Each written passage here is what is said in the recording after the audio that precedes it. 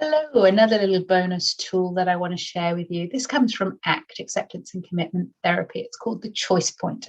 It's such a lovely, simple little tool to help you just kind of, yes, unstuck yourself when you get caught up in emotions or feelings or behaviors. So it's very, very simple. There are two sides. There's a towards and away, and there's a place where you are at the moment. So if you just take your attention to the bottom of that screen, it talks about situations, thoughts, and feelings. So this might be linking on with our feelings or thinking that we've been playing with over these past few weeks in the self-care coffee break. But let's do a feeling one today. So let's say the feeling is irritation. You can put whatever feeling it is down there, but a feeling that where you are right now and you would like not to be so caught up in that feeling.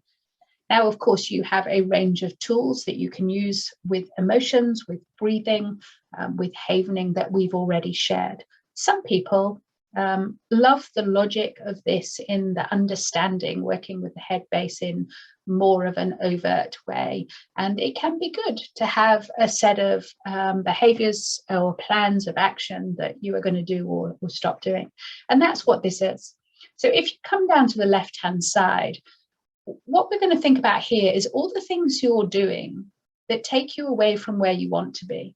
So whatever your feeling is here, you also want to think about where you would like to be instead. So if it is, in my case, irritation that I used as an example, what I might want to feel instead is calm and collected.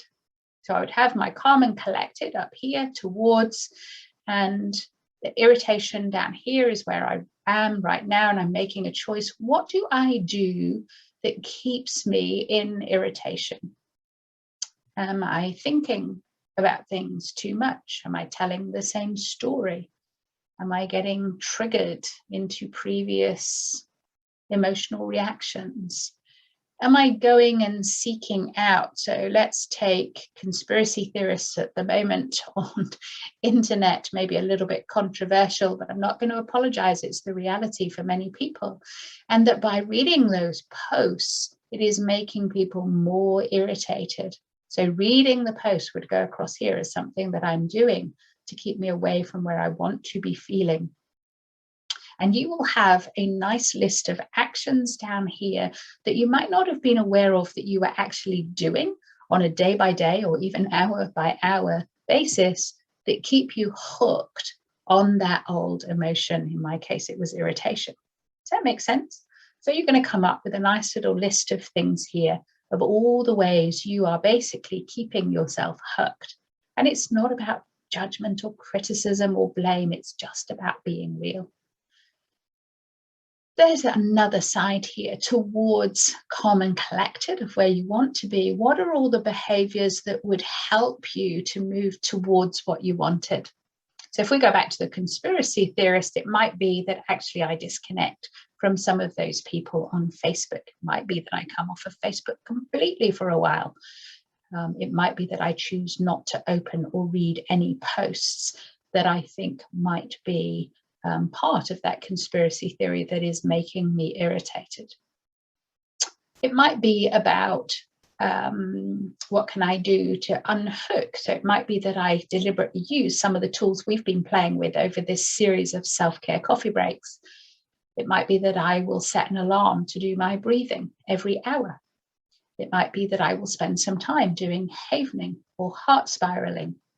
So you're going to create a beautiful list of towards items, many of which at the moment are probably not what you're doing and that you want to add in. There might be one or two things that you are already doing successfully, occasionally to take you away from that, but you're going to add a much, much bigger list. Then you're going to create a plan. How are you going to do more of those? Are you going to set alarms? Are you going to put reminders on your fridge, on your computer monitor? Are you going to make yourself accountable to somebody else to make sure those things get done? What would a measure of success look like to you? How many times a day would you do those? And you can see how very quickly and easily you can have a good awareness of where you were and why you were hooked by the behaviors that you're doing, and create yourself a beautiful list of behaviors that will stop you feeling that way and take you towards what you want. So a very quick Google search will give you that. If you look up ACT and Choice Point, you'll have a model. It may or may not be one that has these words on it. There are all sorts of slight variations on it, but it's a really lovely, simple tool that puts you back in the driving seat and allows you to decide what you do, what you're no longer going to do, that will take you towards where you want to be. Now, will you always do it in every moment? Maybe not. Sometimes you might still get hooked. That's okay. Be aware, be gentle with yourself, be compassionate with yourself, and just come back to your plan on the right-hand side of how you will unhook, do more of that, and then enjoy the feeling as you move towards where you want to be. I hope that's useful. That's the ACT Choice Point, one of the bonus little self-care coffee break tips that I wanted to share with you in this series. Thank you for listening, and I'll give you one more little tip before we end this series. So I'll see you for that one very soon.